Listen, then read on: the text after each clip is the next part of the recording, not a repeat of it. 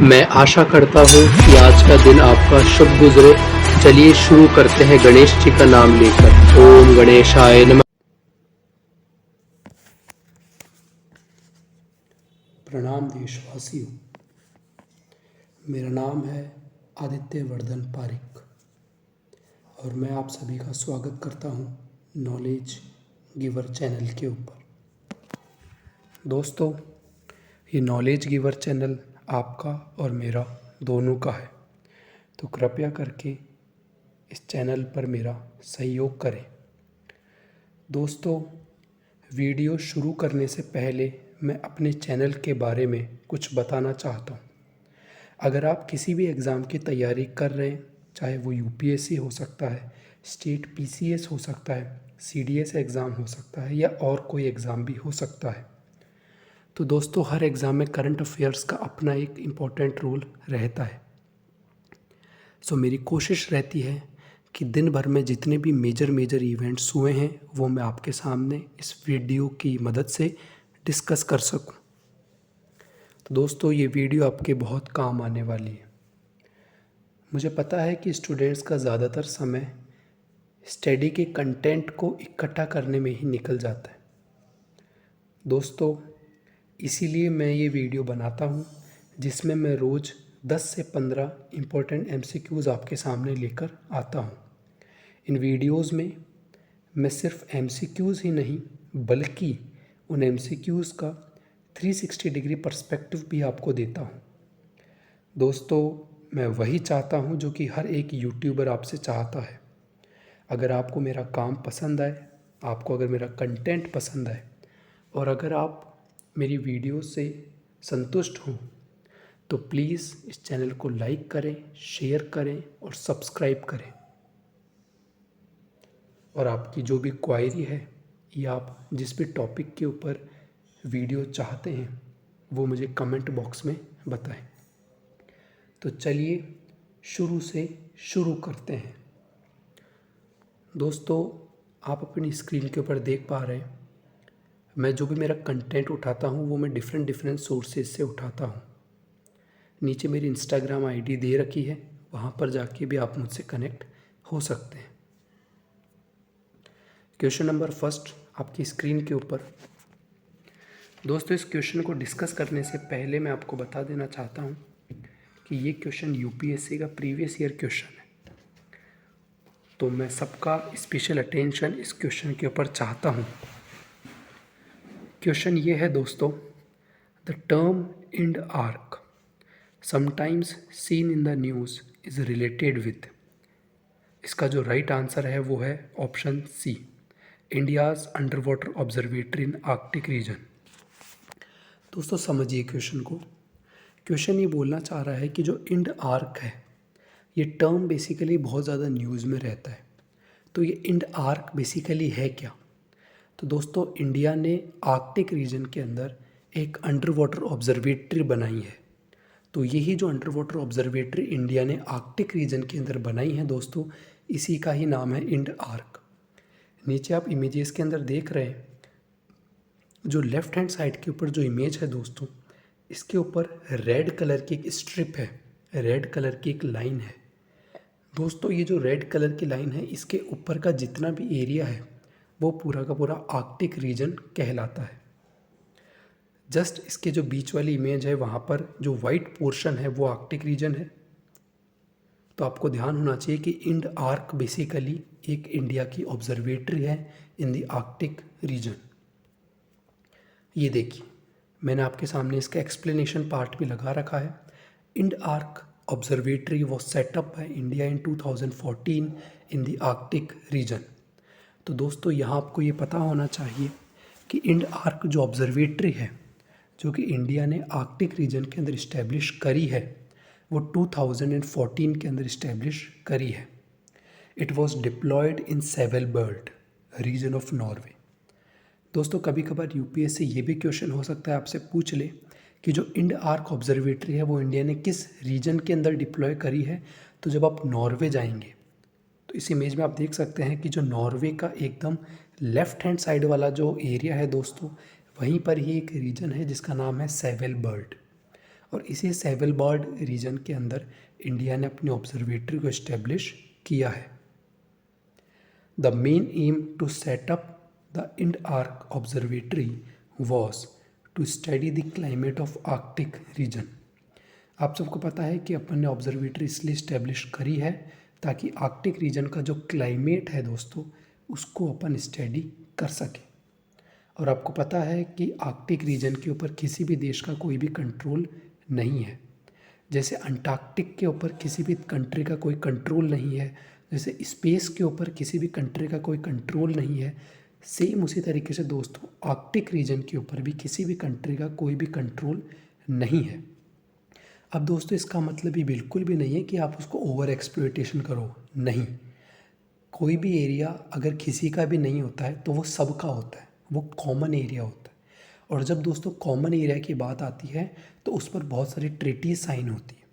Same Arctic region से related भी बहुत सारी अपने पास ट्रीटीज साइन इंडिया ने कर रखी है। फिलहाल आप इतना जान लीजिए कि इंड आर्क ऑब्जर्वेटरी इंडिया ने इस्टेब्लिश करी है 2014 में आर्कटिक रीजन के अंदर। कहाँ पर करी है दोस्तों? सेवलबर्ड के अंदर करी है। आई होप कि आपको मेरा एक्सप्लेनेशन समझ में आ रहा होगा। तो प्लीज़ इस चैनल को लाइक करें, शेयर करें और सब्सक्राइब करना ना भूलें। दोस्तों बहुत ही ज़्यादा मेहनत लगती है एक स्लाइड को प्रिपेयर करने में, तो मैं चाहता हूँ कि अगर मैं थोड़ी सी भी आपकी हेल्प कर सकूँ तो मेरे लिए वो अच्छी बात होगी। क्वेश्चन नंबर 2 दोस्तों आपकी स्क्रीन के ऊपर। इस क्वेश्चन को डिस्कस करने से पहले मैं इस क्वेश्चन की इंटेंसिटी को आपको समझाना चाहता हूँ।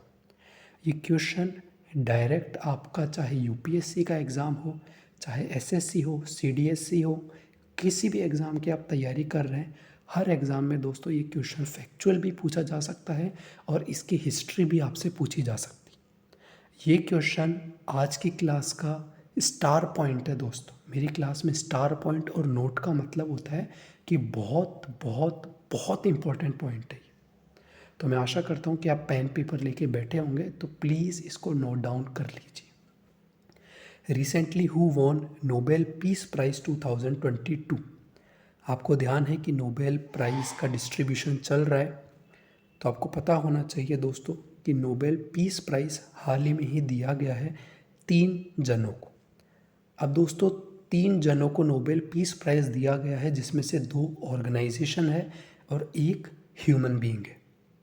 दोस्तों जिन 2 ऑर्गेनाइजेशन को नोबेल पीस प्राइज़ मिला है इस साल का, एक का नाम है मेमोरियल, दूसरी ऑर्गेनाइजेशन का नाम है सेंटर फॉर सिविल लिबर्टीज़। नीचे आप इन दोनों ऑर्गेनाइजेशन का लोगो भी देख पा रहे हैं। प्लस जिस ह्यूमन बीइंग को ये नोबेल पीस प्राइज़ 2022 का मिला है उनकी भी आप फ़ोटो देख पा रहे हैं।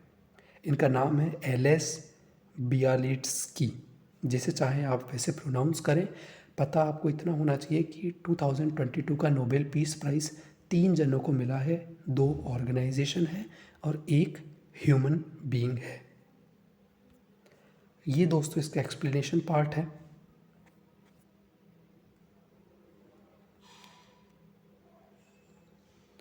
तो दोस्तों ये आपके सामने इस क्वेश्चन का एक्सप्लेनेशन पार्ट है। Ales Bialiatski is a prominent Belarusian human right activist. ये जिनकी आप राइट हैंड साइड में इमेज देख रहे हैं, एक पर्सनैलिटी की जिन्होंने हाथ में कुछ पकड़ रखा है, ब्लैक कलर का कोट पहन रखा है दोस्तों, यही है एलेस बियालिट्स्की। इन्हीं को ही 2022 का नोबेल पीस प्राइज़ मिला है। तो दोस्तों ये जो एलेस बियालिट्स्की है ये एक बेलारूस के ह्यूमन राइट एक्टिविस्ट हैं। ह्यूमन राइट एक्टिविस्ट का मतलब होता है दोस्तों कि मानवाधिकार के लिए काम करना। मेमोरियल जो ऑर्गेनाइजेशन है ये बेसिकली फाउंड किया गया था दोस्तों 1987 के अंदर, और ये वर्क करता है on human right abuse. Centre for civil liberties, an organization founded in 2007, published several reports against Russia for Ukraine invasion. दोस्तों जैसा कि मैंने आपको बताया है कि सेंटर फॉर सिविल लिबर्टीज़ भी एक ऑर्गेनाइजेशन है जो कि फाउंड हुआ था दोस्तों 2007 के अंदर। ये जो ऑर्गेनाइजेशन है ये बेसिकली रशिया के अगेंस्ट में है। ये यूक्रेन का ऑर्गेनाइजेशन है, इसीलिए ही इस ऑर्गेनाइजेशन को भी 2022 का नोबेल पीस प्राइज़ दिया गया है। तो आपको पता होना चाहिए कि नोबेल पीस प्राइज़ किन 3 जनों को मिला है। 2 ऑर्गेनाइजेशन है और 1 ह्यूमन बीइंग है, ध्यान रहेगा। चलिए, ये स्लाइड आज की क्लास की बहुत इंपॉर्टेंट स्लाइड है। Some important facts about Nobel price.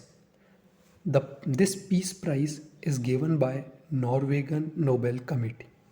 दोस्तों, ये जो नोबेल पीस प्राइज़ होता है ये नॉर्वेगन की नोबेल कमेटी देती है। The prize ceremony is held at Stockholm, Sweden, but peace prize ceremony is held at Oslo, Norway. यहाँ पर आपको जो ट्विस्ट हो सकता है, यूपीएससी जो आपके साथ खेला कर सकती है दोस्तों, वो ये कर सकती है कि जितने भी नोबेल प्राइज़ हैं वो सारे के सारे स्टॉकहोम, जो कि स्वीडन की कैपिटल है, वहाँ पर दिए जाते हैं। लेकिन जो पीस प्राइज़ है दोस्तों, वो आपका ओस्लो, जो कि नॉर्वे की कैपिटल है, वहाँ पर दिया जाता है। तो ध्यान रखिएगा, सारे नोबेल प्राइज़ स्टॉकहोम में दिए जाते हैं एक्सेप्ट पीस प्राइज़, जो कि आपका नॉर्वे में दिया जाता है। नीचे आप आर्टिकल में भी पढ़ सकते हैं।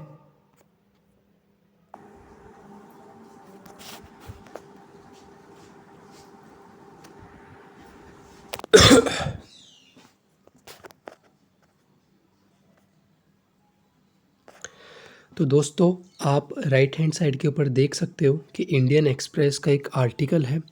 The Nobel peace prize for 2022 has been awarded to human right advocate Ales. Bialiatski from Belarus. ये मैं आपको पहले भी समझा चुका हूँ कि जो एल.एस. बियालिट्स्की है वो बेसिकली बेलारूस कंट्री से बिलोंग करते हैं। The Russian human right organization Memorial को मिला है and the Ukrainian human right organization Center for civil Liberties. The Norwegian Nobel committee Nobel peace prize को डिस्ट्रीब्यूट करती है। लेफ्ट हैंड साइड के ऊपर आप जो इमेज देख रहे हैं दोस्तों, ये इमेज बहुत ही ज़्यादा इम्पोर्टेंट इमेज है। इस पर्टिकुलर इमेज को जब आप रीड आउट करेंगे तो आपको नोबेल प्राइज़ से रिलेटेड 360 डिग्री पर्सपेक्टिव की अंडरस्टैंडिंग हो जाएगी। मैं आपके लिए इसको रीड आउट कर देता हूँ। Nobel prize established by the will of Alfred Nobel. Alfred Nobel ji जो थे वो पर्टिकुलर वो पर्सन थे जिन्होंने कि नोबेल प्राइज़ को इस्टेब्लिश किया था।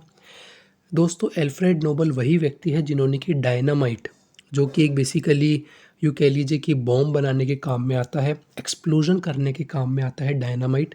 तो एल्फ्रेड जो नोबेल थे, इन्होंने ही उस डायनामाइट का आविष्कार भी किया था। Awarded to those who have conferred the greatest benefit to humankind during the preceding year.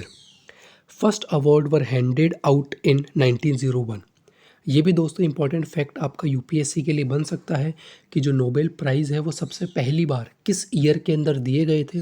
तो दोस्तों, नोबेल प्राइज़ सबसे पहली बार 1901 के अंदर दिए गए थे। अब सवाल ये उठता है कि नोबेल प्राइज़ बेसिकली किन किन एरिया के अंदर दिया जाता है।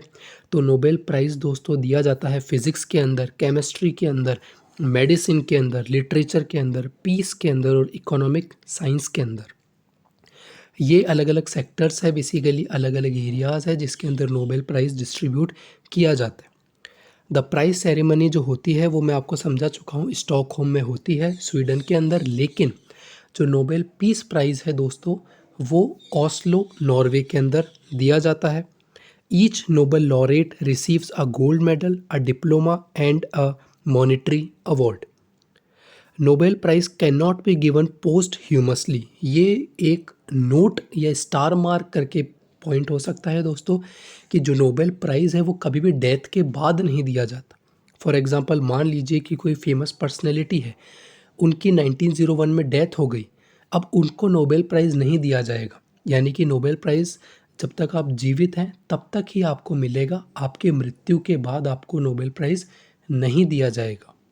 ये एक एक्सेप्शन है, या आप एक स्टार मार्क करके इसको लिख सकते हैं। Also up to 3 people can share a Nobel prize award between them.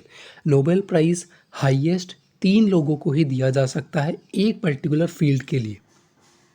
First Indian laureate, जो कि मेल कैटेगरी में थे, मेल थे, वो थे रविंद्रनाथ टैगोर जी, जिनको नोबेल प्राइज़ मिला था। और सबसे पहली इंडियन वुमेन जिनको कि नोबेल प्राइज़ मिला था दोस्तों, वो थी none other than Mother Teresa. तो आई होप कि आपको पूरी स्लाइड समझ में आ गई होगी कि Nobel prize basically Nobel peace price किन 3 को मिला है। उसमें से 2 ऑर्गेनाइजेशन है, एक ह्यूमन बीइंग है जिनका नाम है एलिस बियालिट्स्की। ये फैक्ट आपका यूपीएससी के एग्जामिनेशन से भी इम्पोर्टेंट है, एसएससी के लिए भी इम्पोर्टेंट है, या किसी भी एग्ज़ाम की तैयारी कर रहे हैं तो बहुत इम्पोर्टेंट पॉइंट है। अगर आप मेरी बात माने तो मैं आपसे ये आशा करता हूँ कि आप ये जो इमेजेस हैं इनका प्रिंट आउट लेके आपकी जो स्टडी रूम है वहाँ पर आप लगा सकते हैं, क्योंकि दोस्तों ये नोबेल प्राइज़ ऐसा अवार्ड है जो कि हर साल चर्चा में रहता है और हर साल किसी ना किसी एग्ज़ाम में नोबेल प्राइज़ से क्वेश्चन बनता ही बनता है। अगला क्वेश्चन नंबर 3 आपकी स्क्रीन के ऊपर। Recently a commission is made by the central government to know that Dalit Muslims or Dalit Christians should be identified as scheduled caste or not। दोस्तों question ये कहना चाह रहा है कि हाल ही में ही सेंट्रल गवर्नमेंट ने एक बेसिकली कमीशन बनाया है। इस कमीशन का मेन ऑब्जेक्टिव या मेन एम ये है कि जो भी दोस्तों दलित मुस्लिम्स हैं या जो दलित क्रिश्चियंस हैं, क्या हमें इनको शेड्यूल्ड कास्ट का स्टेटस देना चाहिए या नहीं देना चाहिए। यानी कि दलित मुस्लिम्स और दलित क्रिश्चियंस को एससी का स्टेटस मिलना चाहिए या नहीं मिलना चाहिए। इसी क्वेश्चन के डिबेट को सॉल्व करने के लिए 3 मेंबर का एक कमीशन बनाया गया है। इस कमीशन को जो हेड करेंगे दोस्तों वो होंगे केजी बालाकृष्णन। अब मैं आपकी एक्स्ट्रा इन्फॉर्मेशन के लिए आपको बता देना चाहता हूँ कि ये जो केजी बालाकृष्णन है जो कि इस पर्टिकुलर कमीशन के हेड होंगे दोस्तों, वो अपने इंडिया के ex chief justice of India भी रह चुके हैं। Recently, a petition was filed in the Supreme Court to identify Dalit Muslims और Dalit Christians should be identified as scheduled caste। हाल ही में ही दोस्तों सुप्रीम कोर्ट के अंदर एक पिटीशन फाइल करी गई और पिटिशनर ने ये बोला कि जो शेड्यूल्ड कास्ट है वो सिर्फ हिंदू, मुस्लिम और बुद्धि ही होते हैं। हिंदू, सिख और बुद्ध ही होते हैं। बुद्धिस्ट रिलीजन को जो फॉलो करते हैं वो ही सिर्फ एससी की कैटेगरी में काउंट होते हैं। तो दलित मुस्लिम्स और दलित क्रिश्चियंस को भी शेड्यूल्ड कास्ट के स्टेटस मिलना चाहिए। ऐसी एक पिटीशन सुप्रीम कोर्ट में फाइल करी गई। इसी पूरे इशू को सॉल्व करने के लिए सेंट्रल गवर्नमेंट ने कमीशन बनाया है और उस कमीशन को जो हेड करेंगे वो होंगे केजी बालाकृष्णन। यहाँ पर नोट डाल के इम्पॉर्टेंट पॉइंट ये है, the 1950 scheduled caste order provides for only Hindus, Sikh and Buddhist as scheduled caste. दोस्तों 1950 के अंदर बेसिकली एक शेड्यूल्ड कास्ट ऑर्डर पास हुआ था, द 1950 एससी ऑर्डर। ये 1950 एससी ऑर्डर ये कहता है कि जो भी व्यक्ति हिंदू धर्म से बिलोंग करता है, सिख है और बौद्ध है, सिर्फ ये तीन रिलीजन ही सिर्फ दोस्तों शेड्यूल्ड कास्ट की कैटेगरी में आएंगे। इनके अलावा किसी भी रिलीजन को एससी की कैटेगरी में नहीं माना जाएगा। तो इसी पर्टिकुलर क्वेश्चन के लिए ही सुप्रीम कोर्ट में पिटीशन फाइल करी गई कि जो दलित मुस्लिम्स है और दलित क्रिश्चियंस है उनको भी शेड्यूल्ड कास्ट का स्टेटस मिलना चाहिए। आप नीचे एक इमेज भी देख पा रहे हैं, ex CJI KG Balakrishnan to head commission to inquire into their demand for scheduled caste status to non-Hindu Dalits। I hope कि जो पूरा मामला है वो आपको समझ में आ गया होगा। आपको अगर कंटेंट अच्छा लग रहा है तो प्लीज़ अभी तक आपने अगर लाइक इस वीडियो को नहीं किया है तो लाइक करें। क्वेश्चन नंबर 4 आपकी स्क्रीन के ऊपर। दोस्तों ये क्वेश्चन भी बहुत इंपॉर्टेंट क्वेश्चन है आज की क्लास का।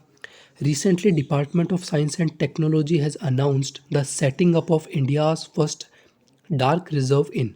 हाल ही में ही दोस्तों department of science and technology ने इंडिया का सबसे पहला डार्क स्काई रिजर्व को इस्टेब्लिश किया है लद्दाख के अंदर। तो अब सवाल ये उठता है कि डार्क स्काई रिजर्व होता क्या है। India's first dark sky reserve recently opened in Ladakh Hanle village. आप ऊपर वाली इमेज में देख पा रहे हैं, जो येलो कलर का पोर्शन है वो है जम्मू एंड कश्मीर और जो ब्लू कलर का पोर्शन है दोस्तों वो है लद्दाख। लद्दाख के अंदर एक विलेज है जिसका नाम है हेनले विलेज। दोस्तों इसी हेनले विलेज के अंदर भारत का सबसे पहला डार्क स्काई रिजर्व इस्टेब्लिश करी गई है। किस डिपार्टमेंट के द्वारा, तो है department of science and technology के द्वारा। Dark sky reserve is an area where there is no light. Dark sky reserve basically वो एरिया होता है दोस्तों जहाँ पर लाइट या जो आर्टिफिशियल लाइट है वो बिल्कुल भी नहीं होती, जहाँ पर एकदम अंधेरा ही अंधेरा होता है, उस एरिया को अपन डार्क स्काई रिजर्व कहते हैं। Bye setting up of this people can see the stars very clearly, observe the sky, pollution भी कम होगा और टूरिज्म सेक्टर को भी दोस्तों बढ़ावा मिलेगा। आप नीचे वाली इमेज में देख पा रहे हैं, ये जो ऑब्जर्वेटरी है यही दोस्तों डार्क स्काई रिजर्व है। आप देख पा रहे हैं कितना सुंदर नज़ारा है, जब आर्टिफिशियल लाइट को अपन कम कर देते हैं तो किस हिसाब से जो स्टार्स की जो लाइट है वो आपको क्लियरली दिखाई देती है। आजकल तो दोस्तों शहरों के अंदर, बड़े बड़े शहरों के अंदर तारे दिखते ही नहीं है। आपको जब भी मौका मिले तो प्लीज़ आप अपने नाना नानी या गांव में अगर रहते हैं वो तो उनसे विज़िट करें। वहाँ पर आप देखेंगे कि रात को गांव में बिल्कुल भी पॉल्यूशन नहीं होता, जिसकी वजह से रात को तारे बहुत ही साफ तरीके से दिखाई देते हैं। तो आपको ध्यान रखना है, इंडिया का सबसे पहला डार्क स्काई रिजर्व लद्दाख के हेनले विलेज के अंदर खोला गया है। अगला क्वेश्चन आपकी स्क्रीन के ऊपर, who will host the 5th meeting of the international solar alliance. International solar alliance की जो 5th मीटिंग है दोस्तों, वो कौन सी कंट्री होस्ट करेगी, तो वो है अपना महान और प्यारा देश भारत। इंडिया वो देश है दोस्तों जो कि इंटरनेशनल सोलर अलायंस की 5th मीटिंग को होस्ट करेगा। नीचे आप ISA का लोगो भी देख सकते हैं। अब दोस्तों इंडिया ISA की मीटिंग को होल्ड करेगा, ये फैक्ट इतना इम्पोर्टेंट नहीं है जितना इम्पोर्टेंट ये है कि ISA क्या है। तो ये इसका एक्सप्लेनेशन पार्ट है दोस्तों। International solar alliance is a joint effort by India and France. International solar alliance दोस्तों बेसिकली एक वो ग्रुप है, एक वो इनिशिएटिव है जो कि इंडिया और फ्रांस ने बेसिकली ओपन किया है। जो हेडक्वार्टर है दोस्तों इंटरनेशनल सोलर अलायंस का वो है गुड़गांव के अंदर या गुरुग्राम के अंदर। जो विज़न है इंटरनेशनल सोलर अलायंस का वो है let us together make the sun brighter. अब दोस्तों जो मेन एम है इंटरनेशनल सोलर अलायंस का, पहला मेन एम है प्रमोट सोलर एनर्जी। दूसरा जो मेन एम है वो है one sun one world one grid. अब दोस्तों जो one sun one world one grid project है ये बेसिकली इंटरनेशनल सोलर अलायंस के द्वारा शुरू किया गया एक प्रोजेक्ट है। और इसी one sun one world one grid project का मेन एम ये है दोस्तों कि पूरे के पूरे वर्ल्ड को ग्रिड के मदद से इंटरकनेक्ट करना, ग्रिड के माध्यम से जोड़ना, जिसकी वजह से अगर मान लीजिए वेस्टर्न कंट्रीज़ में रात हो रही है तो अपन ईस्टर्न कंट्रीज से उनको लाइट सप्लाई कर सके। आसान से शब्दों के अंदर आप यूँ समझ लीजिए कि one sun one world one grid जो प्रोजेक्ट है इसके मदद से समुद्र के नीचे से, ओशन के नीचे से दोस्तों लाइन बिछाई जाएगी और इन लाइन का मेन ऑब्जेक्टिव ये होगा कि एनर्जी, सोलर एनर्जी को बेसिकली समुद्र के अंदर से पास किया जा सके। तो दोस्तों ये जो one sun one world one grid project है ये बेसिकली इंटरनेशनल सोलर अलायंस का प्रोजेक्ट है। और इस one sun one world one grid project का जो मेन विजन है या जो मोटो है वो है sun never sets. International solar alliance formed किया गया था 2015 के अंदर। ये मैं आपको पहले भी बता चुका हूँ, इंडिया और फ्रांस का ये जॉइंट या कोलेबोरेटिव इनिशिएटिव है। दोस्तों इम्पोर्टेंट सोलर एनर्जी इनिशिएटिव्स भी आपको पता होने चाहिए। इंडिया ने नेशनल सोलर मिशन को लॉन्च किया है, सोलर पार्क स्कीम को लॉन्च किया है।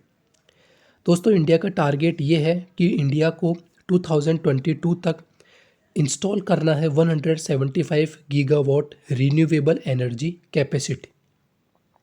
दोस्तों फिलहाल इंटरनेशनल सोलर अलायंस ISA के जो डायरेक्टर जनरल है वो है अजय माथुर।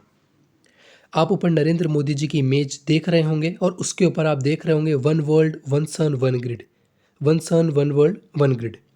आप देख सकते हैं पूरे वर्ल्ड का मैप है और पूरे वर्ल्ड को तारों के माध्यम से बेसिकली कनेक्ट करने का जो ऑब्जेक्टिव है वो है one sun one world one grid का।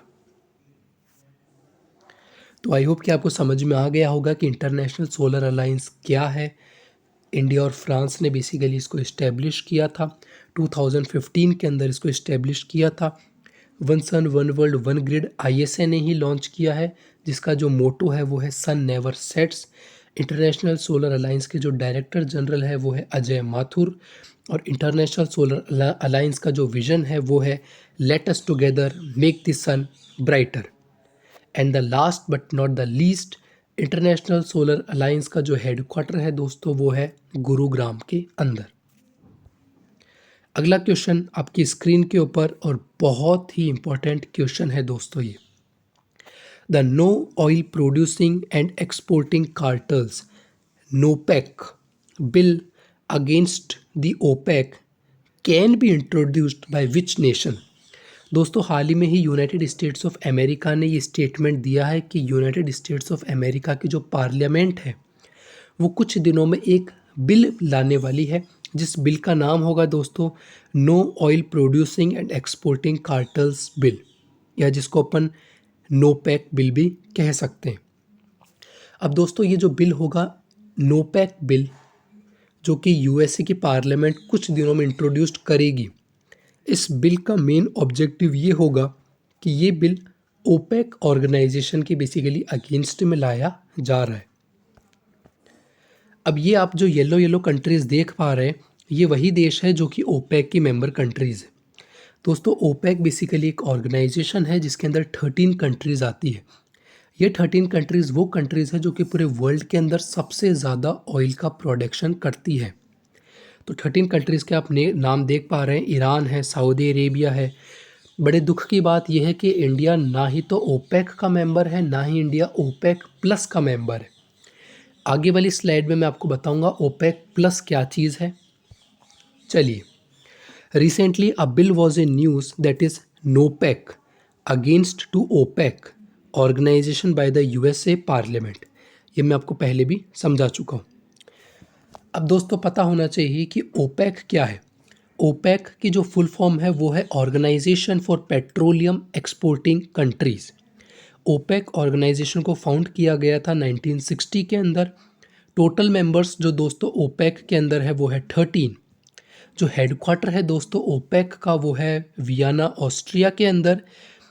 और अब अपन बात करते हैं ओपेक प्लस में। समझिए दोस्तों, ओपेक प्लस वो देश है जो कि बहुत ही ज़्यादा ऑयल का प्रोडक्शन करते हैं, लेकिन वो ओपेक कंट्रीज़ के अंदर इंक्लूड नहीं है। ओपेक प्लस, मैं फिर से रिपीट कर देता हूँ, ओपेक प्लस वो कंट्रीज़ है जो कि ऑयल तो प्रोडक्शन बहुत ज़्यादा अमाउंट में करती है, लेकिन वो ओपेक के मेंबर नहीं है। ओपेक एकदम अलग चीज़ है, ओपेक प्लस एकदम अलग चीज़ है। ओपेक देश थोड़ा ज़्यादा ऑयल का प्रोडक्शन करते हैं, ओपेक प्लस कंट्रीज़ भी ज़्यादा करते हैं, लेकिन ओपेक कंट्रीज़ के कंपैरिजन में कम करती है। दोस्तों ओपेक के अंदर 13 कंट्रीज़ है एंड ओपेक प्लस के अंदर 11 कंट्रीज़ है। ध्यान रखना है, इंडिया ना ही तो ओपेक में है, ना ही इंडिया ओपेक प्लस में है।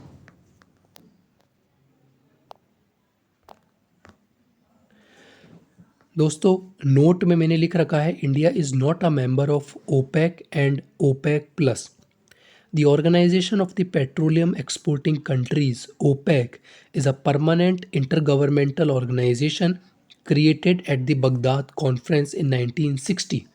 मोस्ट इम्पॉर्टेंट पॉइंट है दोस्तों ये, ओपेक ऑर्गेनाइजेशन को बेसिकली बगदाद कॉन्फ्रेंस के बाद बनाया गया था 1960 के अंदर। Iran, Iraq, Kuwait, Saudi Arabia and Venezuela ने इसको फाउंड किया था। दोस्तों इस ओपेक ऑर्गेनाइजेशन का मेन एम है to manage the supply of oil in an effort to set the price of oil in the world market. Basically पूरी दुनिया के अंदर जितना भी ऑयल का प्रोडक्शन होता है वो सबसे ज़्यादा ऑयल का प्रोडक्शन ओपेक कंट्रीज़ ही करती है। आपको पता है कि अभी रशिया और यूक्रेन का वॉर चल रहा है, जिसकी वजह से ऑयल की जो डिमांड है वो काफ़ी ज़्यादा बढ़ गई है। इसी की वजह से ही दोस्तों जो ऑयल की प्राइसेस है वो भी बहुत ही ज़्यादा बढ़ चुकी है। जो ओपेक का हेडक्वार्टर है वो है वियना ऑस्ट्रिया के अंदर। आई होप कि आपको समझ में आ गया होगा कि ओपेक ऑर्गेनाइजेशन क्या है, कितने इसमें देश है। ओपेक में 13 कंट्रीज़ आती है, ओपेक प्लस के अंदर 11 कंट्रीज़ आती है। ओपेक प्लस एक वो टर्म है जिसके अंदर वो कंट्रीज़ आती है जो कि बहुत ज़्यादा ऑयल प्रोड्यूस करती है, लेकिन इसके बावजूद भी ये देश ओपेक के सदस्य नहीं है। दोस्तों ध्यान होना चाहिए कि ओपेक का जो हेडक्वार्टर है वो है वियना, ऑस्ट्रिया के अंदर। अब आप सबको पता है आज 8 अक्टूबर है और आज जो है इंडियन एयरफोर्स का दिन है।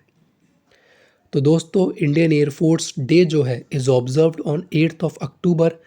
अपने एयरफोर्स का जो पुराना नाम था दोस्तों वो था रॉयल इंडियन एयरफोर्स, और रॉयल इंडियन एयरफोर्स नेम था अपने पुराने इंडियन एयरफोर्स का, और 1950 के अंदर इस रॉयल इंडियन एयरफोर्स का नेम चेंज कर इंडियन एयरफोर्स रख दिया गया था। करंट चीफ जो है अपनी एयरफोर्स के वो है विवेक राम चौधरी। ये पॉइंट बहुत ही इंपॉर्टेंट पॉइंट है दोस्तों, ये क्वेश्चन डायरेक्ट भी आपसे पूछा जा सकता है एसएससी और सीडीएस के एग्ज़ाम के अंदर कि who is the current chief of Indian air force. The right answer is Vivek Ram Chaudhary. अब दोस्तों कुछ अपन इंपॉर्टेंट फैक्ट्स डिस्कस कर लेते हैं about Indian air force. Indian air force established on 8th of October 1932। Headquarter जो है इंडियन एयरफोर्स का वो है दिल्ली के अंदर। इंडियन एयरफोर्स के जो एयर चीफ मार्शल है दोस्तों वो है राकेश कुमार सिंह भदौरिया। इंडियन एयरफोर्स ने बेसिकली अलग अलग वॉर के अंदर दोस्तों इम्पॉर्टेंट रोल प्ले किया है। लाइक इंडियन एयरफोर्स ने played important role in world war two. World war two आप सबको पता है 1939 से लेकर 1945 तक हुआ था अलाइज और एक्सिस पावर के बीच में। तो दोस्तों इसी वर्ल्ड वॉर टू के अंदर इंडियन एयरफोर्स ने बहुत ही इंपॉर्टेंट रोल प्ले किया है। कॉन्गो क्राइसिस में इंपॉर्टेंट रोल प्ले किया है। गोवा का जब एनेक्सेशन हुआ था इसमें भी इंपॉर्टेंट रोल प्ले किया। गोवा बेसिकली दोस्तों पहले पुर्तगीज़ की टेरिटरी हुआ करता था और इंडिया ने एक ऑपरेशन लॉन्च किया था जिसका नाम था ऑपरेशन विजय। ऑपरेशन विजय के अंडर में ही इंडियन गवर्नमेंट ने गोवा को पुर्तगीज़ के साथ इंडिया के अंदर बेसिकली मर्ज कर लिया। तो इसी ऑपरेशन विजय के अंदर भी इंडियन एयरफोर्स ने बहुत ही इंपॉर्टेंट रोल प्ले किया है। कश्मीर का जो दूसरा युद्ध हुआ था उसमें इंपॉर्टेंट रोल प्ले किया है। 1971 का जो बांग्लादेश लिबरेशन वॉर हुआ था दोस्तों पाकिस्तान के साथ अपना, उसमें भी इंडियन एयरफोर्स ने बहुत ही इंपॉर्टेंट रोल प्ले किया है। और मोस्ट इम्पॉर्टेंट वॉर कारगिल का युद्ध 1999 का, जिसके ऊपर सिद्धार्थ मल्होत्रा की फिल्म भी बनी थी शेर शाह, उसके अंदर भी इंडियन एयरफोर्स ने बड़ी ही वीरता के साथ अपने शौर्य का प्रमाण दिया है दोस्तों। Some important facts about Indian air force. It is the world's 4th biggest air force. इस बात पर अपने को हर भारतवासी को गर्व होना चाहिए कि अपने भारत की जो इंडियन एयरफोर्स है वो पूरे दुनिया की 4थी सबसे बड़ी एयरफोर्स है। Indian air force also work in UN peace keeping missions. Avani Chaturvedi is the first women combat pilot and she was born in Madhya Pradesh. आप नीचे दोस्तों जिस लेडी की इमेज देख पा रहे हैं जिन्होंने कि चश्मा पहन रखा है, इनका नाम है अवनी चतुर्वेदी।